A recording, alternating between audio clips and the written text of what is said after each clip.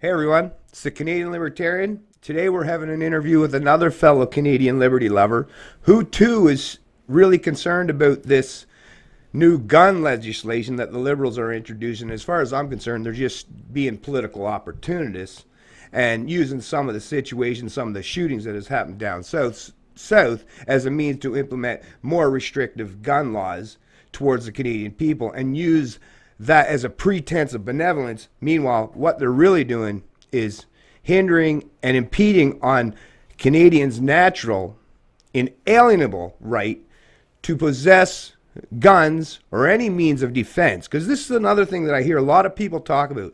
It's not just about hunting, okay, folks? Like, hunting is just one aspect, one area where a gun is used. But gun can also be used to defend yourself. And if you've ever lived in a rural community, you understand this intrinsically. Now, I got today with me Chris Killalay, who's willing to put forth and present his own opinion. And this is what I've been trying to do. I've been trying to reach out to other like-minded or fellow Canadians, or even those who might counter my particular opinion or preference. But I want to hear from people, and Chris is here to stand in opposition to this gun bill and say what he's got to say in regards to what it means to have fundamental rights and fundamental gun rights in Canada. Go ahead, Chris.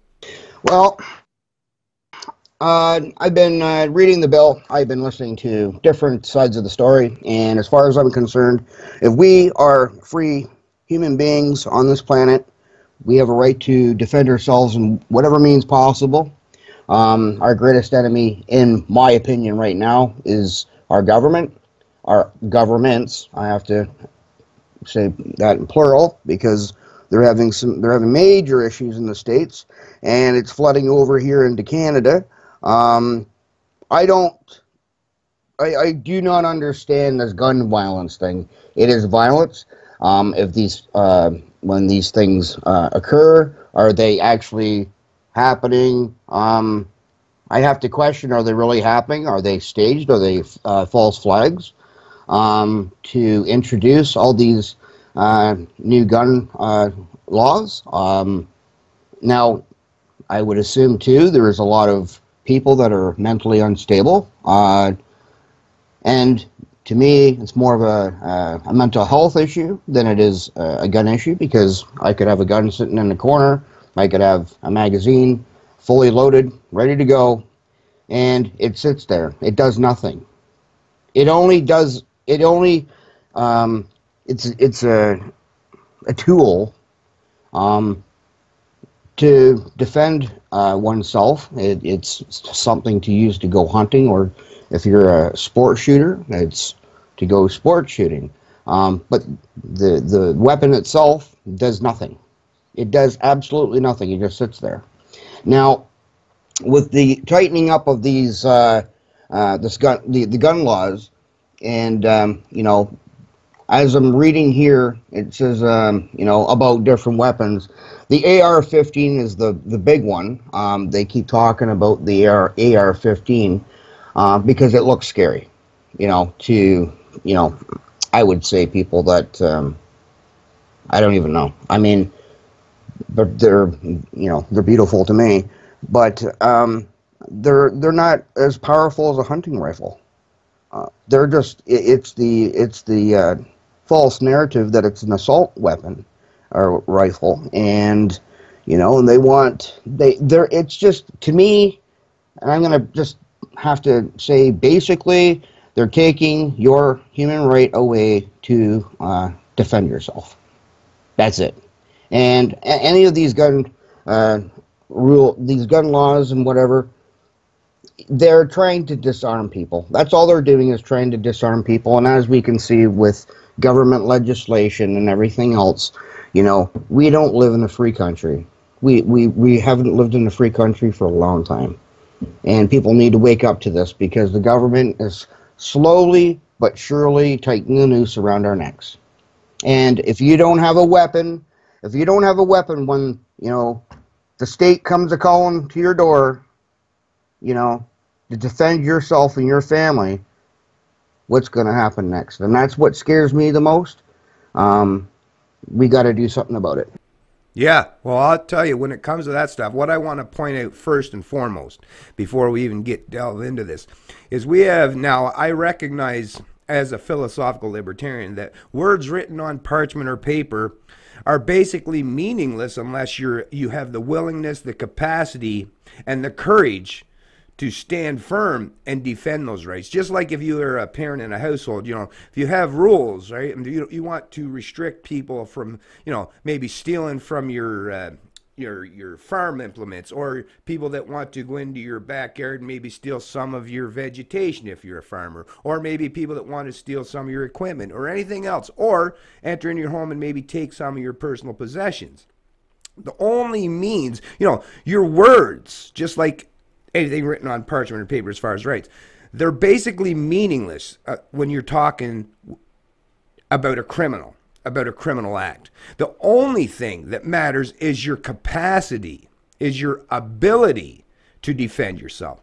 So just like with the government, or just like a farmer or anyone else trying to protect their person or their property, just like when it comes to government, rights, and this is something that the Canadian Constitution, when it was originally written, and even when the Chartered Bill of Rights were introduced in the 80s, most Canadians don't even understand this, but I'm going to refresh their memory by reading this is the preamble. This is the very first part of our Constitution, folks. Okay, so the Canadian Charter of Freedom and the Canadian Charter of Rights and Freedoms recognizes the supremacy of God and the rule of law first and foremost. So that tells you that just because some politician or some political party makes a decree, a political decree, or tries to legislate or implement their edicts or their opinions in legislation, anything that abridges or negates those very fundamental freedoms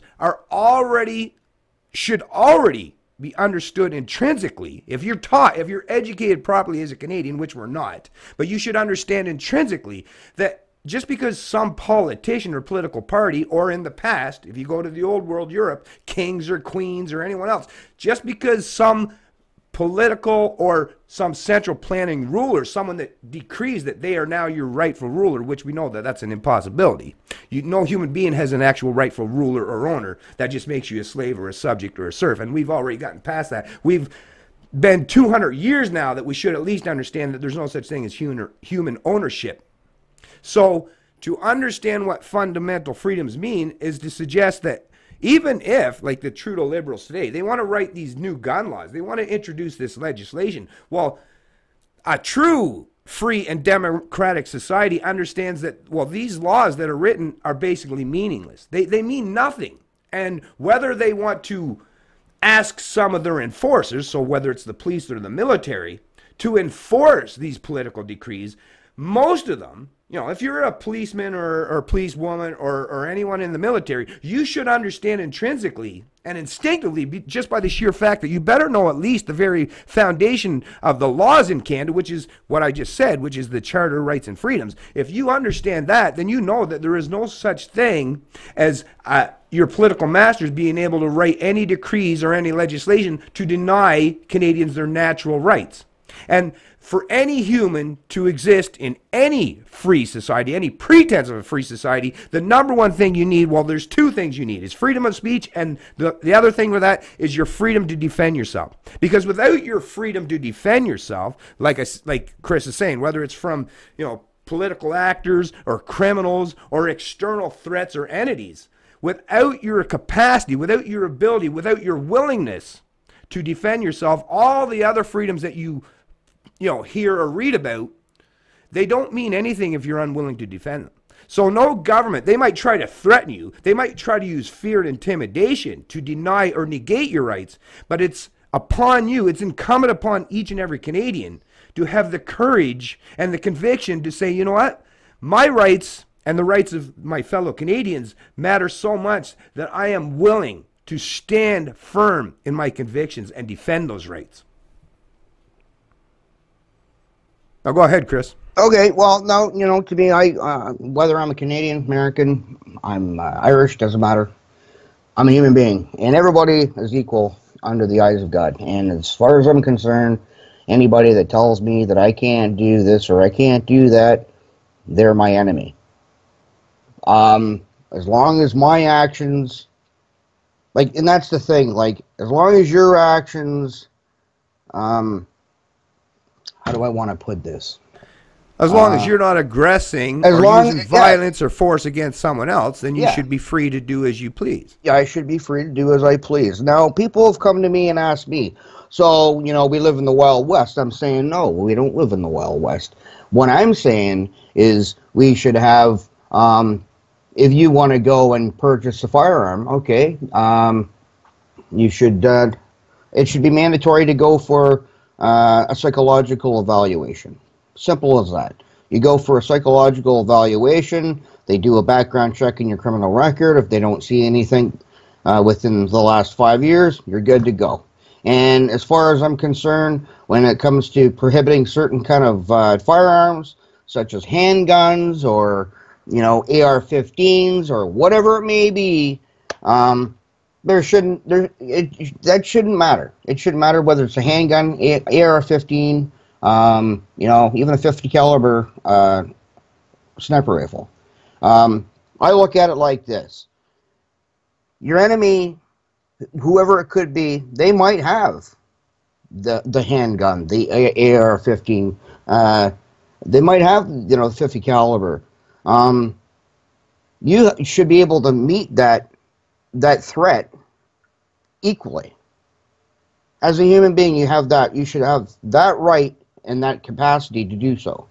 And with government limiting what you can do scares me, because I know from my own personal experience, being on this planet for 45 years, I've seen how the government and how these laws that are supposed to provide us with a safe and secure society is nothing more than a scam. Yeah, well, I just wanted to clarify a little bit, just a little bit of pushback, Chris. But when you talk about the mental health thing, and I understand why people want to go with that, because just like you, I'm a reasonable person, and I think, you know, you don't want people that are, you know, extremely mentally disturbed to have possessions of dangerous weapons. But then I also have to, this is where when you run things through your mind, you have to kind of use that external approach where you can analyze even what your own internal thinking and your thought processes are. So that sounds good on the surface, but once you delve into it, once you dig down into it,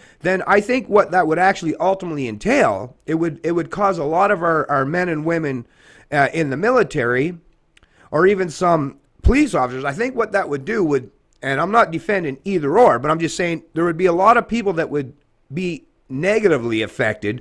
So a perfect example, let's use military personnel, because being from New Brunswick, growing up just outside of Frederick, New Brunswick, I became friends and had a lot of, and to this day I still have friends from the military. We have a kind of love-hate relationship. Some of us, we enjoy each other's company in personal activities, but when we start talking about politics, obviously we have a lot of disagreements. But what I recognize, a lot of these men, or women, mostly men though, are just usually decent people, but were raised in a particular family and taught some wrong things, and taught a particular kind of loyalty and obedience to the state in a manner that's much different than the leftists, but it's still very much collective. What I do understand, though, is these are the people that, even though they are greatly and woefully misinformed, they have the pretense that they want to defend their country and their nation. And because they have chosen to do so, they've already been trained in the use of firearms.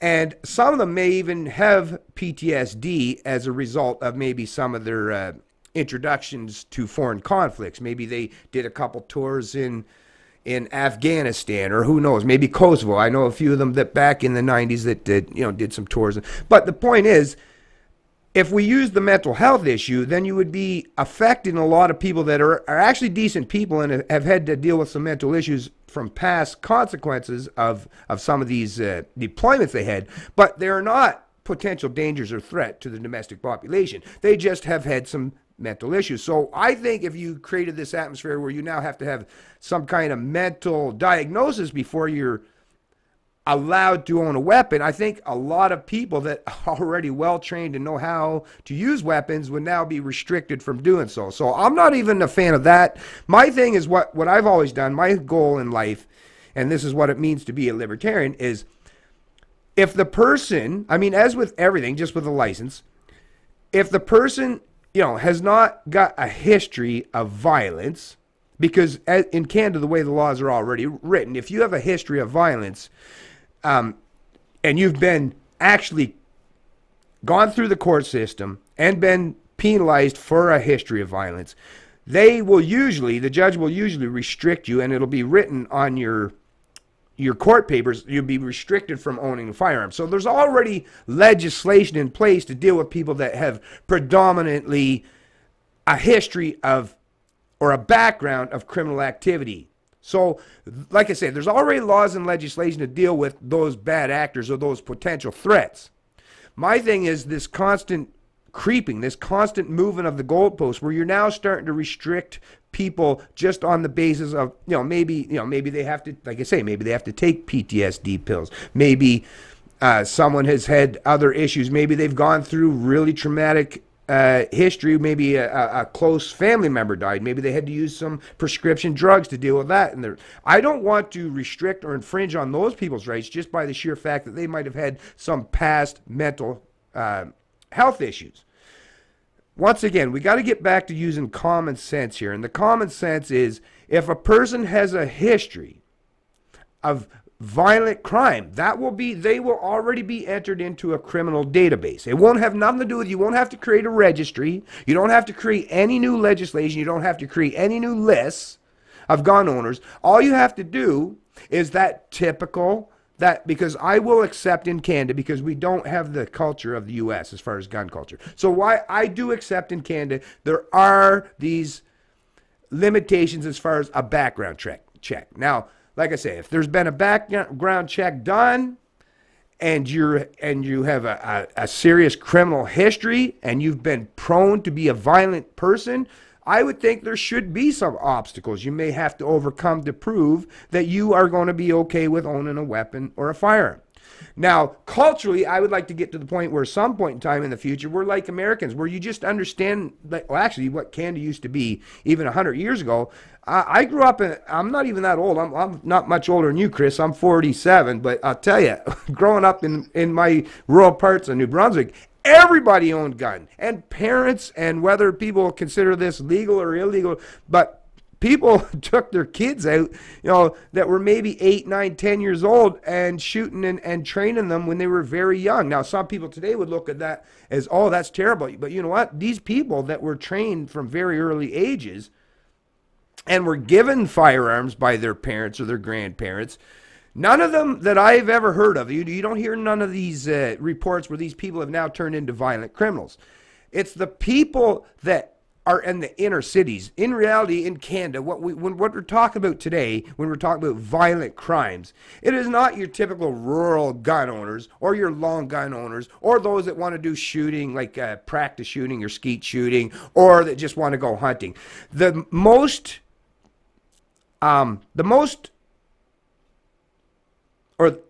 examples of violent crimes in Canada, if you look at the statistics, it comes from inner city gang violence. And these are people that have already proven, just by the sheer fact that these weapons are always usually found to be illegally obtained, stolen, or confiscated from others, or sold on the black market. So these are people that have already proven that laws or anything written on parchment or paper doesn't mean anything to them. So increasing bureaucracy or increasing or restricting the natural rights of Canadians who have not caused no harm or who have not used weapons in any negative way to anyone else, those are the only people that you'll be restricting if you increase these gun laws and these regulations. The criminals have already said, just by sheer fact that they are criminals, they've already acknowledged and said, basically, we don't care about laws. So you could create as many layers of laws and bureaucracy as you want, but a criminal is a criminal is a criminal. They don't care about laws. Laws as the way they're being written today, like I say, what I recognize from the liberals is they're being political opportunists. They're seeing that there's that movement down the U.S. and where they're using children. And that's another thing I find rightfully disgusting, is to use small children. And now they're even using some of these kindergarten age kids to use as as fodder, as cover to implement their kind of social justice warrior mentality onto the people and try to restrict people or make them feel guilty for owning a firearm. To me, and that's the most disgusting thing that I see, is now Trudeau and his ilk are jumping on that bandwagon and now trying to restrict the firearms rights and ability for the Canadians to defend themselves just by sheer fact of using political propaganda as a means to carry favor for that kind of legislation. Mm-hmm. Well, I mean, just as I look at, just common sense gun legislation. Simple as that. I had somebody ask me yesterday, well, I've had anxiety issues. I had a close member of my family die. I smoke marijuana. That's come up, and I've had maybe 2 domestics in my life. So with the new regulations, does that hold me back from owning a firearm? And I said, well, I don't know the system all that well, because number one, I don't own a weapon, but I do want one. I said, to me, common sense would say that, I mean, it's just normal life things that have happened. If you don't have, like, to me, domestic's domestic. I mean, how many people have arguments? How many people over their lifetime have got into, tussles like that? The thing is, the government's using whatever it can. It is using whatever it can to limit people's ability to defend themselves. Like, I have members of my family that currently serve with the Canadian Armed Forces. I served with the Canadian Armed Forces. I've had 2 of my friends die in Afghanistan, and what I see anymore is, our society's falling apart. Why? Because, we're evolving, as, people say. This gun thing, people are saying now that, as we evolve as a species on this planet, we, know how to deal with things without using firearms. And I say to them, well, then if that's the case, why do the cops have guns? Why do we even why do we even have a military? There's a reason for it.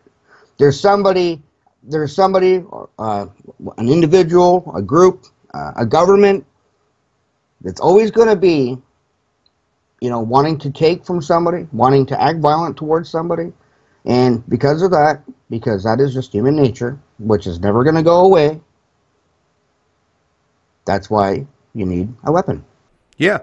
Well, I mean, if you think about it today, when you listen to the Liberals, and this is, like I say, it's all just political. It's just doublespeak, folks. Because when the Liberals try to talk about things as far as, oh, you don't need guns for this, or they want to criminalize certain people because of, like you're suggesting, like even past habits or past incidents, let's say, of domestic violence.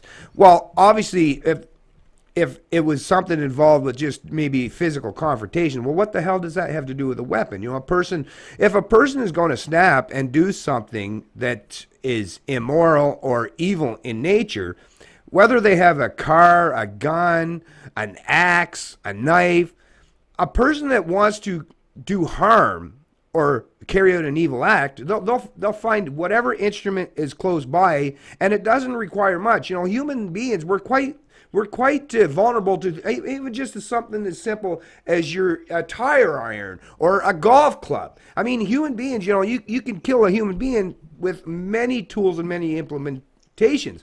So we're already subjected to the fact that there's potential threats and dangers to us every single day. But the thing is, we understand that people, for the most part, and this is the thing, the difference between government legislation and just people's ability to hold each other to account, 90+% of our interactions on a daily basis, even if you get into confrontations, usually end up being peacefully resolved, because most people don't want to place themselves in a position where there's a potential threat to their own life. But we know that there are potential threats to our life, and the only way we can defend ourselves, especially when you're talking about, and this is the thing that kills me, especially with Trudeau going on. Listen, do you know, I thought Trudeau was a feminist. I thought he cared about women so much. Well, you know what's a natural equalizer to a little 90-pound woman, to a 170, 180, or 200-pound man? An equalizer to some potential threat to her life, whether they're coming to rape her, break into her home, or do anything to her. That threat, that equalizer, is the ability to defend herself. And the ability to defend herself today is the ability to have a gun, maybe a little snub 38 stuck in your purse, maybe on your nightstand. But that's the thing, the ability, and the U.S. is very smart in the way they have their system set up in a lot of the states, where you have what's called the concealed carry. If you have the legal right to conceal carry, nobody even knows whether you have a gun or not. But they acknowledge already, intrinsically, instinctively, that you have that right. So they're going to treat you in a different manner than if you go to these places where you see real high crime areas, right? So Chicago, Detroit, New York City, these places with these gun-free zones, where is the place that these goddamn criminals always congregate to, is these gun-free zones. You go down to Texas. Texas is a beautiful example, or even where I'm from in New Brunswick, in rural New Brunswick. You know what? People, we've been out in camps. Let me just use my own example in New Brunswick. I've been out in camps partying with guys on where they were out in the snowmobiles, on four-wheelers, on our bikes, whatever. Out in the middle of the woods, nobody's around. There's not any fucking infrastructure, not even any cell phone service. And a lot of people drinking, having fun, and you know what? Some confrontations, some arguments, some bickering goes on, and people that are even armed. The thing is, though, you'll never see anyone pulling their weapon out in those situations. And the reason why is everyone knows that there's a potential threat to each other.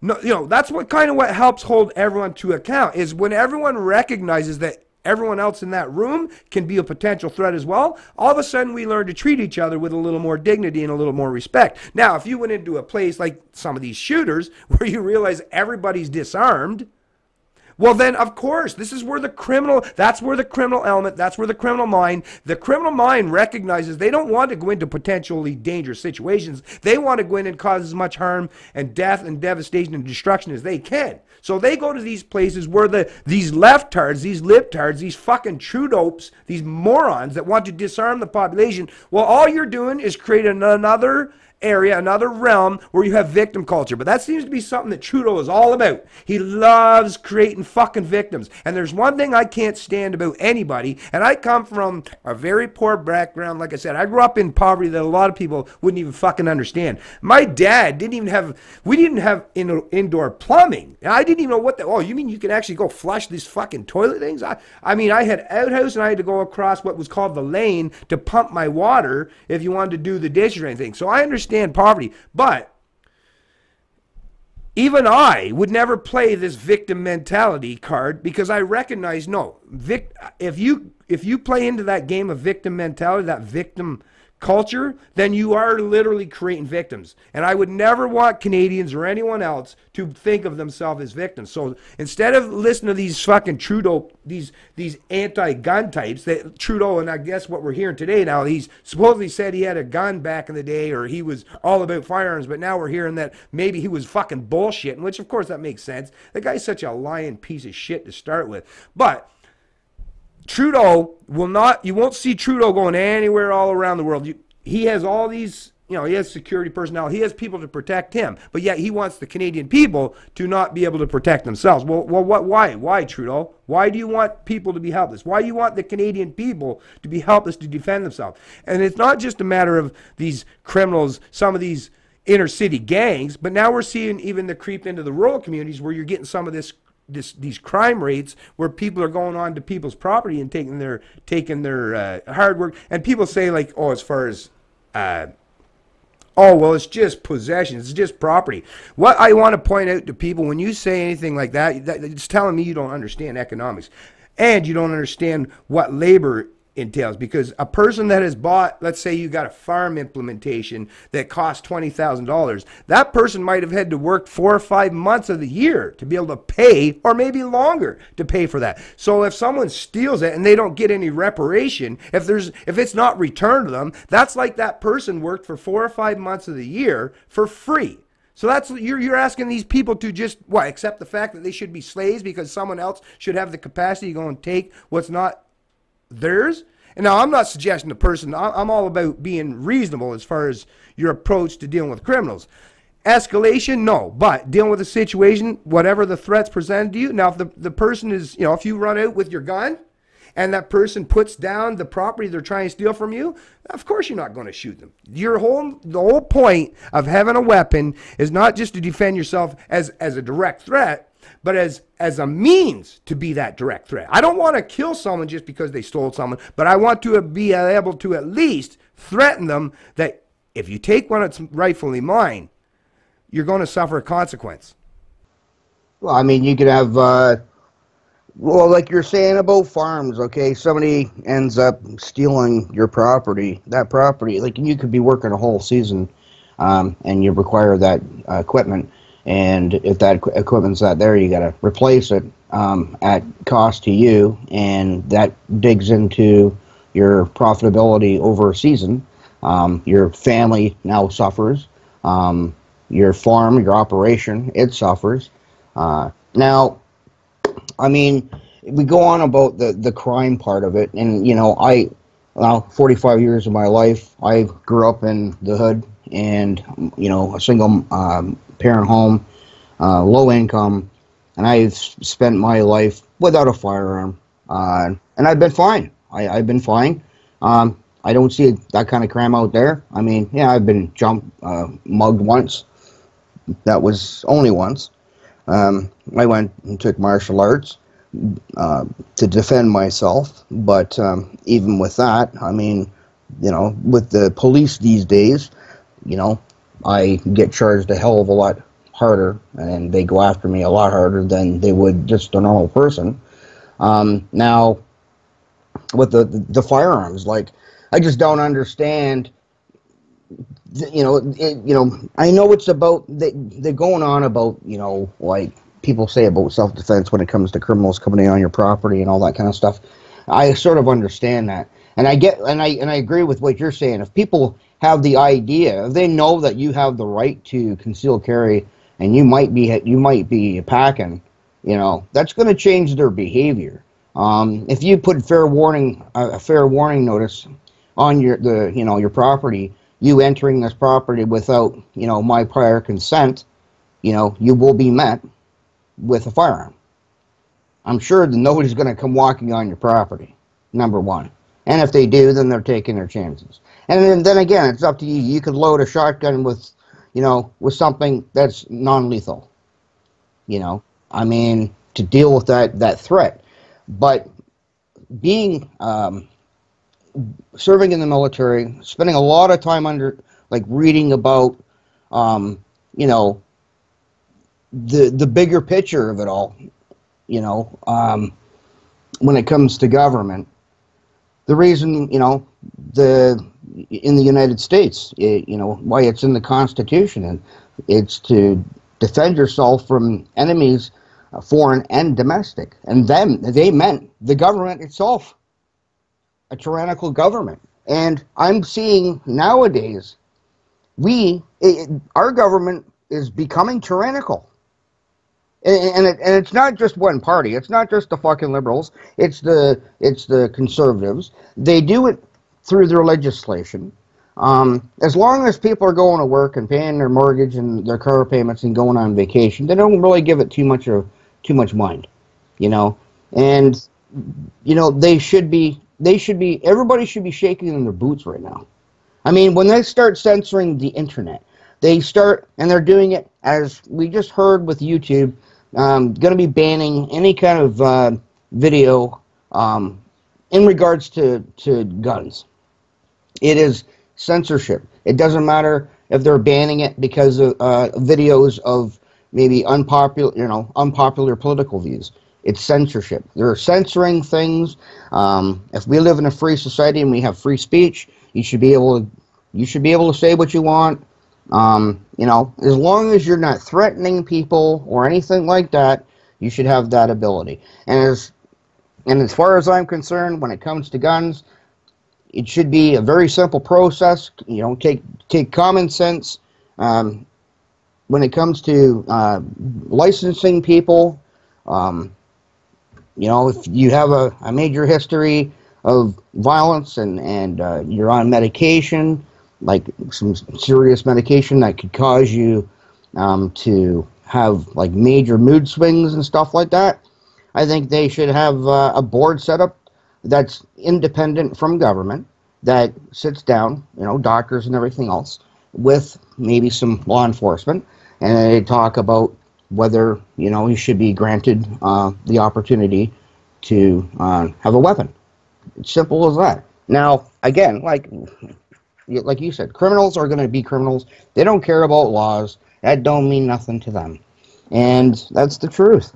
But, I'm more against, the government and what the government's doing. They're taking your rights away, left, right, and dead center.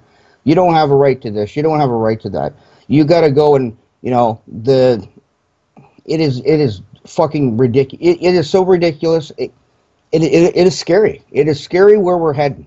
And I mean, if we don't start fucking digging our feet into the ground and standing our ground and exercising our free right to what we need to do for our lives, because I never in my life felt the way I do, or the way I felt in the last couple of years when it comes to government and everything else. And I'll say this, I was charged with uttering death threats. They had no evidence against me whatsoever other than somebody's word of mouth. I was charged. I went to jail for 3 days, and then I had to go through the court system, and that was a schmoz. Then I was informed that my 17-year-old niece committed suicide. I went to the funeral. I carried my niece to her grave, and I came home. 2 weeks later, I went to court, and the lawyer that was appointed to me by the court to cross-examine, my accuser, because she didn't want me cross-examining her. He says, well, the Crown's going to be asking for 6 months of me getting put into a cage for something I didn't do, and they don't have any evidence against me. They're playing their game, their court games, and I'm sitting there and I'm saying, so basically what you're doing, and this is blackmail. This is not blackmail or extortion. You're using my liberty against me, and to go and plead out. My family had at that point had enough. I mentally, and emotionally, and spiritually had enough. I couldn't keep affording to go to court because I had to travel to go to court. I decided, because I sat and I thought, you know what, I just wanted it to all go away. I pleaded guilty. And the thing is, I feel so much regret for doing that, but that just showed me right then and there what kind of fucking system we have. And you know what? Fuck the government. Fuck cops. We need to stand up for what is right in our life, and we need to stand up and defend our freedom. Not freedom that people think that government gives us. It's what we have naturally, what we are given by God. If we believe in God or the Creator or whatever. We're all equal. We all have a right to self-defense. We all have a right to speak our minds. As long as we're not threatening people, we need to do something. Simple as that. We need to do something. I'm not going to get all mixed up in this fucking criminal shit and, this person's going to break in my house. What next? Okay, they take the guns away. Now you got a baseball bat. Oh, now it's an assault baseball bat? They're going to take that away? Well, what you're describing in regards to your own situation, and this story it goes quietly because it's never spoken of, especially by a lot of men, because men like to hold this stuff inside and they don't like to talk about these things. But this is what I describe as it's called, I call it soft authoritarianism, because the fascists of the past, the collectivists, the authoritarians of the past, well, they've seen if you are outright and air your dirty laundry or show your true self, while civil wars and millions of people can die as a result. What these soft authoritarians do today is they'll target individuals such as yourself. Well, basically, and people like myself, anyone that's willing to step outside of what they consider their conformist ideology, right? So if you challenge government, if you challenge any of their pretense of their premises, they want to put you down as quickly as humanly possible, and that's as a means to send a message to everyone else. And they basically acknowledge this even when judges, hand down sentences. They'll, I'm setting a precedent. I'm sending a message, and that's basically what they're doing. So they constantly. That's why I see Canadians today. When I look out there and people that defend some of this stuff, it's like all you're conveying to me is you're just a good little slave and a serf. You've accepted your place on the plantation. You're just like that slave in the past. You're that slave that said, hey, don't rock the boat, man. At least the master feeds us. Hey, don't piss them off, man. If you do, well, you're going to get fucking beat down. You're going to get your whipping if you speak up against the master. And that's what the population of Canada today, that's what I recognize. They're like, hey, our master allows us to eat. Hey, look, we can have our own little forms of entertainment. Don't rock the boat. But what these people are is they're people that have been raised with this Stockholm Syndrome mentality. And what it is they don't even know what real freedom means. So that their little cage that they live in, that they recognize, acknowledge, that's what they think freedom means. So they're like, just don't do anything where the master will take my cage away. This is all I have left. Whereas people like you and people like me, and we're saying, listen, I'm fucking tired of this fucking cage mentality. I want to live like a free-range human being where I'm not stuck in this little conformist fucking cage. And I want to break out of it. I want to have real freedoms. And when Canadians hear people like you or I talk like this, they get outraged, they get shocked. And the reason why that is because they've been indoctrinated for years and years and years and years and years and years, and horizontally enforced by other indoctrinated people, whether it's in their family or their neighbors or their coworkers. So they're constantly inundated with this sheep-like mentality. So they don't recognize, or when they hear people like you and I talk, they're all like, they're shocked. And to me, it's no different as someone that was raised in a religious family. And I'm a still believer in God. But one thing I do reject is these fucking denominations, these man-made religions where they just pit everyone against each other. Because to me, it's no different than fucking politics. But what I will recognize, it's no different to me. My grandmother, God love her, I love that woman. She's 94 years old.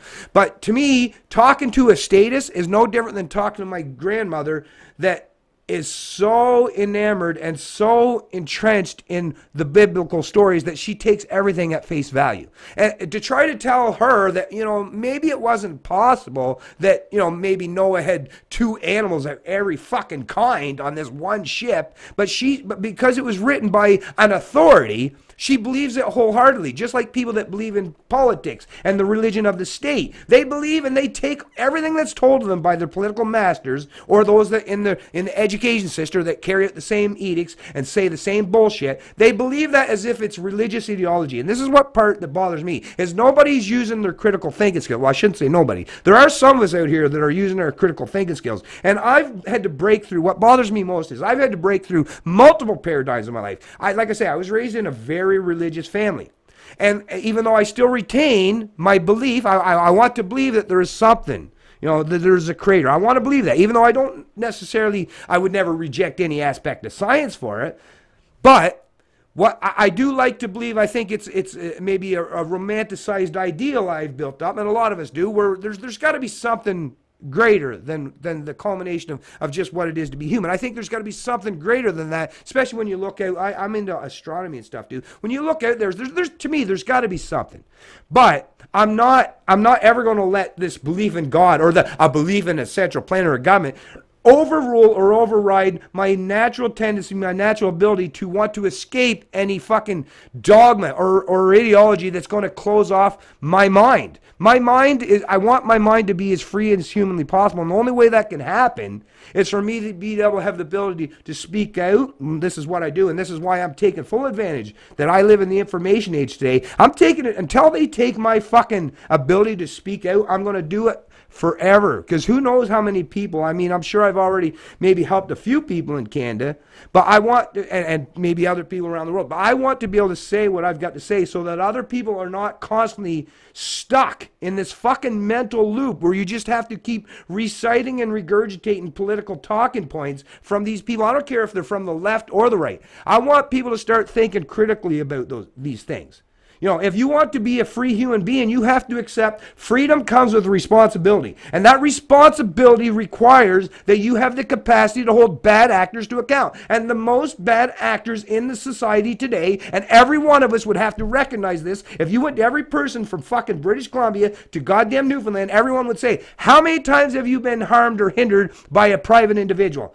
Probably minimal, maybe 1, 2, maybe a few times, but I can tell you, every fucking Canadian has had their rights, has had their incomes plundered, has had their lives destroyed, has had government plays the biggest role in destroying the lives of fucking Canadians in this country. But people seem to be unwilling to acknowledge this reality because they realize the backlash they'll get. They realize, like you and like you'll have a target placed upon you. But you know what? Just like Jordan Peterson and a lot of people, and I'm so proud of this guy because this is a guy from academia that normally would be not willing to stand up. But even a guy like Jordan Peterson say, listen, start showing some courage, folks, because, you know, just trying to play politics or trying to be nice or trying to go along to get along, well, it's that constant, it's just creating this constant race to the lowest common denominator. And if we're going to race down to that fucking point, well, you will no longer have a pretense of having a free society. We'll be just like communist Russia or communist China, and you'll just have a bunch of fucking equal fucking slaves, a bunch of sheep. I thought Western values meant that we were better than that. And I'm going to fight fucking, like I say, to the last breath I take from this planet. I don't give a shit, even on my dying fucking breath. Well, first I'll say I love my wife and my kids, and then maybe the last thing will be is fucking freedom matters more than everything else. I mean, my family, everything else, everything that I love and I cherish requires that I have to stand up for my freedoms, because my freedoms are going to expand out to their freedoms as well. So if you're unwilling to stand up for freedoms, your own freedoms, then you're also unwilling to stand up for anyone else's freedoms. You know, I've heard so many people talk, they say, you know, I'm so far out of the box and whatever, and, like, do I fear, you know, reprisal from, you know, the government or anything? No, I don't. Not at all. What are you going to do to me? What are you going to do to me? I have a good heart. I'm full of love. I'm not prejudiced against anybody. I have my views. They have their views. I don't push my thing on them. They don't push their thing on me. The only thing that, you know, I say is we're all human beings. We all know from right and wrong. We have a responsibility unto ourselves. We have the only authority in our life is to ourselves. We are our own authoritarian fucking thing, if you want to call it that. Like, if I go out in the world and I go and do something against somebody, you know, yeah, I'm gonna pay the price for that. I don't do that. That's not my thing. I don't go rob people, you know, whatever. But, you know, government telling me what I can do and what I can't do, that's not going to happen.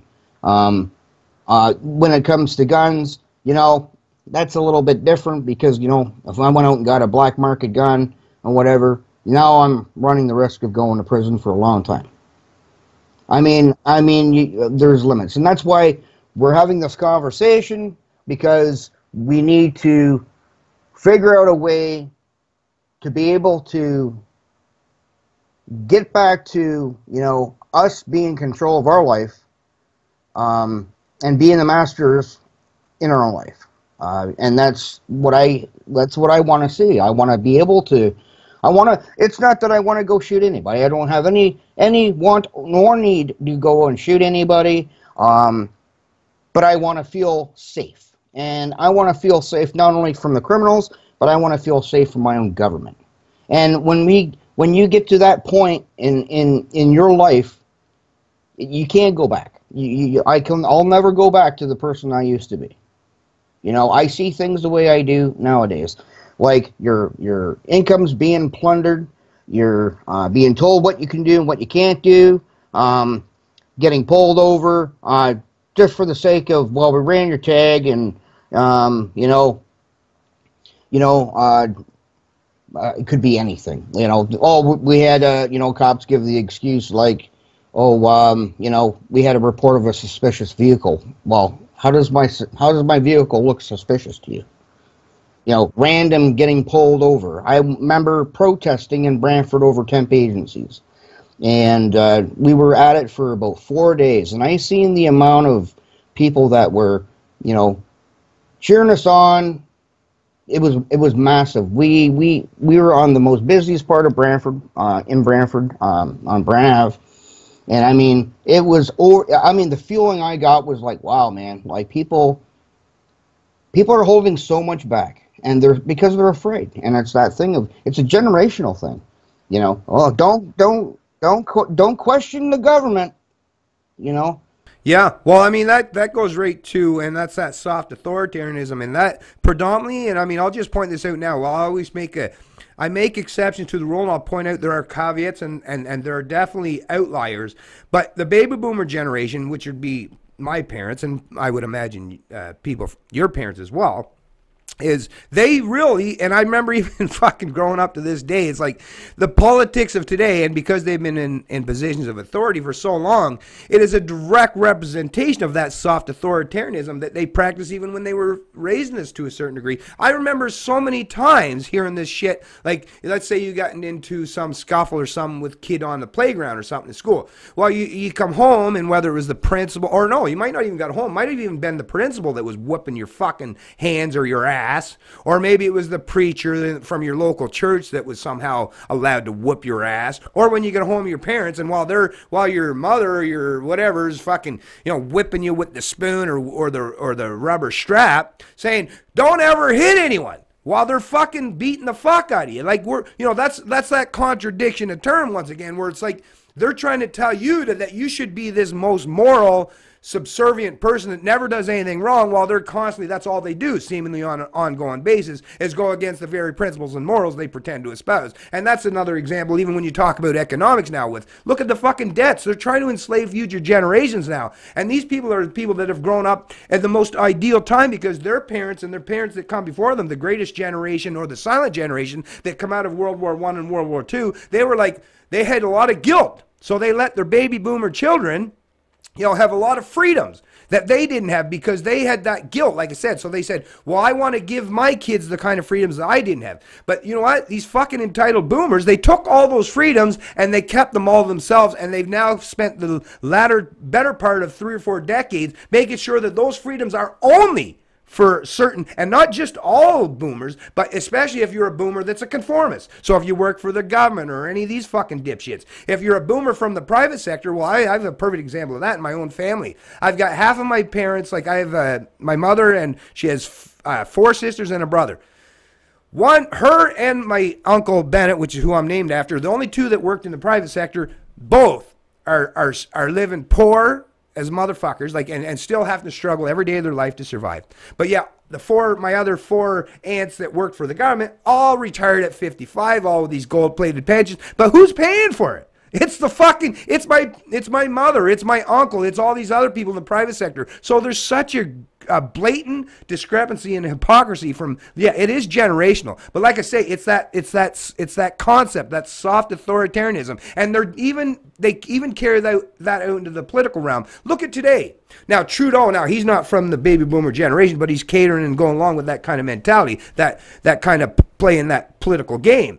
But if you look at him, so you're against guns, are you, Trudeau? Okay, why the fuck are you goddamn well selling the Saudi regime a buttload of weapons? Why the fuck are you I don't see you saying, we're going to take all the guns away from all these corrupt fucking cops that are out fucking, not just killing, but using that threat of force and intimidation towards Canadians look at how many of them are even locked up in prisons today, in jail, for smoking a pot that now Trudeau's saying, he's going to legalize. But is he giving anyone any freeway? Anyone, these people that are being torn away from their families, is he saying, hey, let's let these people out of jail considering they were only smoking, cultivating, or fucking distributing a plant? No. So it's not that he's not Trudeau or any of his ilk or any of these fucking boomer dipshits, any of these authoritarians, right? And they come, trust me, they could come from any demographic, any generation, but the baby boomers definitely have them in spades. But it's that constant hypocrisy, and I think that's what's kind of causing most of us to, we don't know exactly everyone who to point to, but we're all at least acknowledging, whether you're on the right, left, or libertarian, or someone that doesn't even want to identify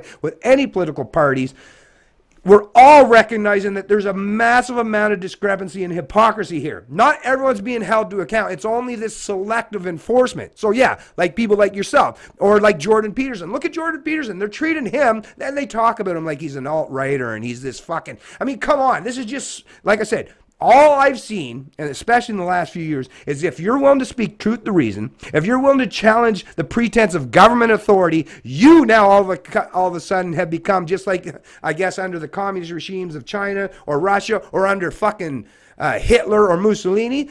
They're using that political identity politics bullshit where they'll just point out certain people in certain groups and they're the enemy. They're the fucking enemy. Back in the day, it was Jews, or, you know, under Nazis, it was the communists or the fucking capitalists. But to me, it's the same kind of identity politics, and they're all ripping a page out of that bullshit, that cultural Marxist bullshit, where they're pointing out, oh, you're an enemy now.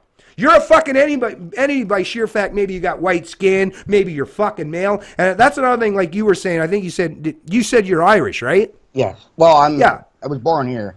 Yeah, well, yeah, me too. But I mean, I have my heritage is Irish and Scottish, and it fucking pisses me off because, man, if I wanted to play these politics games, I could play the victim culture too. I mean, my people, I mean, go all the way back through my history, were fucking oppressed by the English, and going back far enough, you can go, they were oppressed by the fucking French, the Romans, many times the Irish people. But they don't. Nobody's looking for reparations. That's the difference. Is no, you take what life has given you, because we have to recognize that, you know, we are human beings. We live on this fucking big gigantic rock floating through space 1,000 miles an hour. You're not going to have any utopia, people. The best thing that we can do if you're going to have any kind of semblance of a free society is have minimal rules. Just like when I raised my kids, this is the difference between authoritarianism and someone like myself that has a live, let live mentality and have raised my children as such. I have two amazing sons that are 23 and 26 that are so well adjusted, you would never be able to put them up against a lot of their peers and you'd be like, what the hell? Were they raised in different countries? No, it's just that I raised them with that same live, let live mentality with minimal rules. But the rules that were there, the rules that mattered most, so don't hit, don't steal, don't, you know, they were enforced, right? So we made sure, like, no, you got to be a decent person, and you got to have that reciprocal effect, and you got to have respect for others. And you know what? They've been in very few confrontations in their life. They've been productive members of society. They're both already out on their own. You know, they're not living in their fucking parents' basement shit. So I've literally proven with anecdotal experience that no, that's the way you do it. But now in this authoritarian mindset, just like a parent, if you tried to raise your kid with 1,000,000 rules, just like how government's now got 1,000,000 rules, is because there's 1,000,000 rules, well, they can selectively enforce anytime they want. So they can just use the pretense of, oh, I'm pissed off today, or maybe I had a bad day at work or whatever, and I'll just use this pretense of my authority to oppress or to put down my kids. Well, then you end up raising kids, or in society, with government society, we end up with society or kids that are fearful of everyone else, they lack courage, ambition, and conviction, and they're always seeking to use government as a means to an end. Whereas if you teach kids to be self-reliant, you know, be self-sufficient, be personally responsible, I never have any concern with either my kids and, you know, be in fucking welfare cases or having to constantly you know, rob or plunder someone else or use government to redistribute wealth to them, because they've learned already that, you know, they are responsible ultimately for their life, and they're going to take and assume that task and that responsibility. If everyone else did the same, then you know what? We don't even have to, there wouldn't have to be a revolution. If people just raised their fucking kids right, well, government would shrink automatically, because you would raise a whole generation of people that didn't need government. You know, don't need to use force as a means to an end. If you want to hold each other to account properly, then be responsible and teach your offspring to be responsible, and that's our best way. People think that we're going to use politics or politicians. I don't believe politicians are going to change the culture of Canada. How the culture of Canada is going to change is people like you and I saying these kinds of things, having these kinds of discussions, and doing the right thing, like Jordan Peterson says once again. Clean up your own fucking room. Make sure you've covered your own bases. Make sure you've done the right things yourself before you start criticizing or insulting other people. And then you'll find out if you do that, you'll find out that actually you've already eliminated, once you've done the right things yourself, just like you probably do and myself, you'll find that actually you can navigate in this fucking world, in this country, peacefully with people. I don't care of their skin color, their background. If you treat people with the golden rule, and those are things that, like we've all learned these things since we were just kids. If you use common sense, decency, logic, and some reasoned principles, then you can go through life without ever having to fucking go to lobby government as a means to impose your mandates or edicts on others, because people don't respect others when you're trying to use force against them. All politics does is create this constant race where we're seeing now. So now it's the Liberals in power, but now everyone's like, oh, fuck, I don't love Scheer, but I'm going to have to choose Scheer because I want to get rid of the Liberals. Well, that's not a proper, choosing a lesser of evil is a terrible fucking thing, because as we see in the culmination of constantly choosing lesser of evils, well, you still always and ultimately end up with evil. We want to raise and elevate each other instead of this race to a lesser evil. That, to me, that's what's been destroying this country and the fabric and the very understanding of what it means to be free. We got to start accepting some personal responsibility. Every one of us. Yeah, it's not, come voting time, well, I'm just going to go and vote for the next, and it's just a revolving door. It's all it is. It's a liberal, conservative, liberal, conservative. And then the NDP, as far as I'm concerned, that's the backup. Because they're all a part of one group. They're all benefiting from what's going on. The people, they're not benefiting at all. Just because you got a roof over your head and you go to the doctor and you get your medications when you need that and whatever, and you got your vehicle to go back and forth to work, and if you're lucky enough, you get to go on vacation once a year and stuff like that, and you have a little bit of money left over, you think that government's doing you justice. But if you were to look at removing a lot of government legislation and a lot of the regulations and everything else in your life, think about where you would be financially. Where do you think your family would be financially if you weren't paying out 80% of your income to government? Or, for, extremely high living costs. It is ridiculous. And the thing is, the government, in my view, and I know this is both guns, but it plays back into it, that they are slowly but surely, and they're not doing it in one generation, they're doing it over a long stretch of generations. They are indoctrinating people into this idea that the state has their best interest at heart. And I don't believe that for a second. I don't believe that for a second. You got government saying about stricter gun laws, this, that, everything. Like I said, the United States, like some of my friends that are in the States, they have no clue of the gun rules or the gun legislation here. They're like, it's quite dangerous, because if you're not sitting there constantly looking at, the new legislation that's coming up or whatever, or if you misinterpret anything, you could be charged with a felony. It's ridiculous. It is absolutely ridiculous. There's no common sense in any of it. And criminals, they could care less of what, government says. They're going to do what they're going to do. And so all the government's doing is punishing the law-abiding firearms, the law-abiding citizen with firearms. And the thing is, they know it. Government, they know it. These people are fucking millionaires. They're fucking millionaires. They got businesses everywhere, and they know what they're fucking doing. They're using these school shootings and whatever as a guy is to fucking go after guns, and that's simple as it is. It's a fucking gun grab. They want to disarm the citizens because now, within the last probably decade, I would say ever since 2001, when September 11th happened, gradually people started to wake up. And because people are waking up and government's losing ground, what does the government do when they start losing the control over the people and their power? They tighten up the laws. And they're going to go after the guns. They're not happy with just this legislation. This is just the beginning. They're going after way more. And I just seen a video pop up from Alex Jones, and they're talking YouTube's banning Gunstar videos, their video games, but Hollywood's exempt. Doesn't that say something to anybody?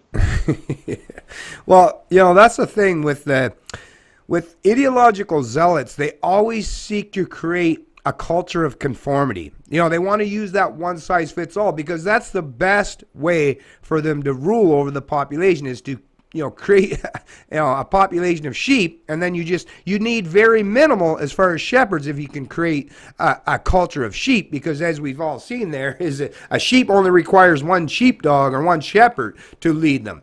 So that's to them, that's that lazy, that's that collective mindset. That's authoritarian collectivism, is where you create a culture of conformity, and it's much easier to oppress the people, because a citizenry that has self-confidence and personally responsible, well, they're very, very difficult people to oppress.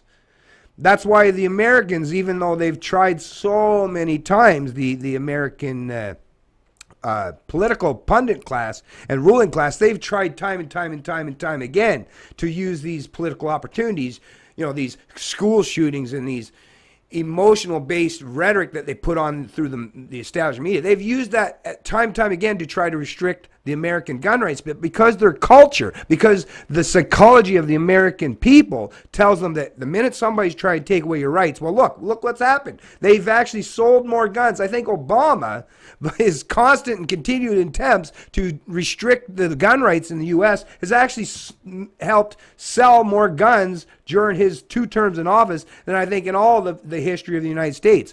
But one thing I want to point out, well, there's 2 things, and then I'm going to tie this video up here, but the number one thing I will say as far as when it comes to gun rights, all hope is not lost, folks, because this is the beautiful thing. Just like me and Chris can actually do these kind of conversations today, which was impossible to do just 20 years ago. We couldn't have been able to put forth and present our dialogue, our narrative, and be propagated to many people, because it would have only been people that we were hanging out personally. We didn't have this capacity.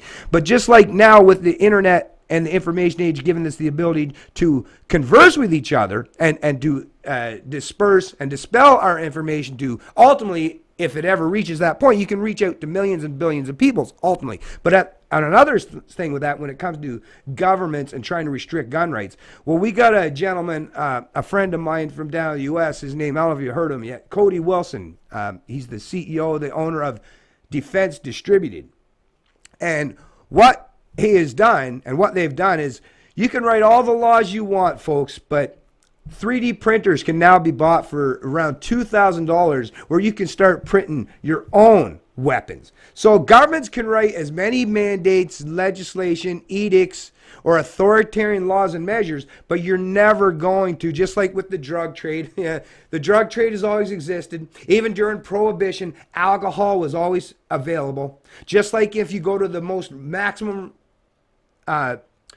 security prison, whether it's in Canada, U.S., you can get all kinds of paraphernalia or drugs down there. So words written on parchment or paper are never going to fully restrict or deny people's ability to have access to the right to defend themselves. And because of Defense Distributed, people like Cody Wilson, and the ability for us to now have the capacity to completely ignore some of these laws that are passed, people will have the right to defend themselves. So as much as government might want to wish that they can write something and restrict people's ability to do so. Well, it's not going to happen. In Canada, there's already, let me tell you, and this would be just the ones that the government knows about, there's already at least 1 million restricted firearms in this country. And take it from someone that's lived in the country for a lot of years of my life, and I too grew up in the inner city later on in my years in east end of Scarborough, is there's no shortage of weapons and guns to, you know, so go ahead, governments. You try your best. Do whatever you want. You know, write as much legislation as you want. But all you're ultimately doing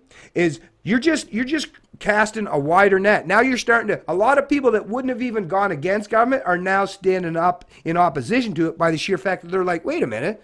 I've been a law-abiding Canadian citizen my whole life, and now the government's trying to restrict my rights? Why? I haven't done anything wrong. So all the government's doing in trying to encroach on Canadians' fundamental rights and freedoms when it comes to guns is causing even the silent majority to finally speak up. So inadvertently, I guess, the Liberal government, well, that's typical Trudeau with his fucking stupid gaffes, he's actually going to be going against the very pretense that he's trying to put forth. All he's going to do now is embolden more and more Canadians to speak up in opposition to this shit. Now, I want to just say one more thing before I tie this up. Section 7, folks, of our Canadian Charter of Rights and Freedoms. Once again, I realize this is just words written on parchment or paper, but even by the very government's own decree, this will tell you that nothing that they're writing today should have any real effect on your ability to own and possess a gun in Canada. Section 7 states, everyone has the right to life, liberty, and security of the person, and the right not to be deprived thereof, except in accordance with the principles of fundamental justice. So for any government to write a law that restricts or deny Canadians' rights to have a gun, to protect their life and their liberty. And think about it. It says life, liberty, and security. So security requires your capacity and your capability to defend yourself. And that is obviously completely entailed with owning a gun. Because if someone's coming at you with a gun, which is what criminals do use, your only ability to defend yourself is for you to have a gun too. And it's enshrined in our very Constitution, in our very Bill of Rights, that you have that right, and nobody is to be denied that right under the principles of fundamental justice. Yeah, I just hope that it really helps people, you know, be more clear-minded of what's going on. The one thing that I do want to say, if anybody, if we can, we're still recording, is that if you believe in freedom and you believe in liberty, then the thing that you can do right now is take your son, take your daughter, go to a gun range, teach them about the responsibility of guns and what they're for, and get them involved. Become a member of the National Gun Association here in Canada. If you're in the States, go to the association there, become a member, because, you know, when it comes down to it, you know, it's us against them. The ones that are going to do evil to us. You're right, Chris. And you know what? The most important thing, like I keep saying, is people don't take this into account, but just even your willingness, people like yourself or people like myself, and that's the thing, I use my full name, my real name, so that nobody can pretend that I'm some fucking stupid Russian. But if you're a real Canadian like you or myself, and you're willing to speak up, I'm telling you, man, that emboldens people. So I'm very grateful that you're willing to do this, because mostly that's why I want to expand and start doing interviews, because I want to hear from a lot of Canadians. I want to give people a platform or ability to say what they got to say, because you might not realize it, and I might not realize it, but there are people that are listening to us, even if it's only 1, 2, 10, or 100. But those people are listening attentively, and you know what? You embolden them to speak out, and maybe they'll embolden other people. So don't ever let anyone say one man can't do anything, because I hate to keep bringing them up time and time again, but a perfect example of that is Jordan Peterson.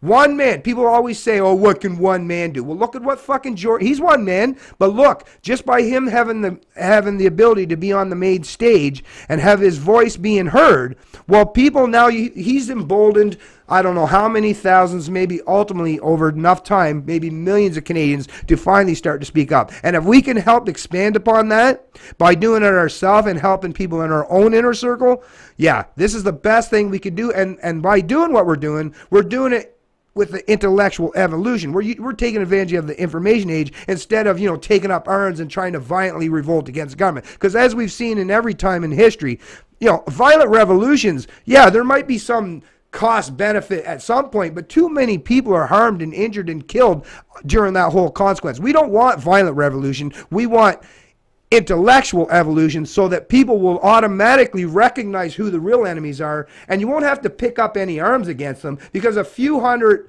authoritarian pieces of shit in Ottawa, and maybe even a few thousand of their loyal fucking servants, in the structure, whether it's the police or the military, I guarantee a large and substantial portion of those people would be more than willing to stand down and stand in solidarity with the Canadian people as well. So don't fear all the order followers, because some of them, they might be loyal and obedient to their political masters now because they rely on it for a paycheck. But if the time ever come where they were actually asked by the government to forcefully impose their mandates or edicts on the Canadian people, I have to believe that most of them are good enough people that they would stand down. So don't be fearful, folks. Don't be fearful. A few hundred politicians in Ottawa have no power against 36 million people that are educated and enlightened properly. We have the power, whether it's the power of one or the power of each and every one of us. We have the power to stand up in opposition to this bullshit, this authoritarianism, and this collectivism. But we just have the willingness to speak out and just show our teeth. You don't have to bite, just have to growl and show that you're willing to bark when someone's coming knocking. And after people listen to this, go and watch Braveheart when he says, what will you do without freedom? I mean, to me, I know it's a movie and it's Mel Gibson, but when I hear him and talk about freedom, like all he ever wanted to do was raise a family and to grow crops and to live free, and that's all he wanted to do.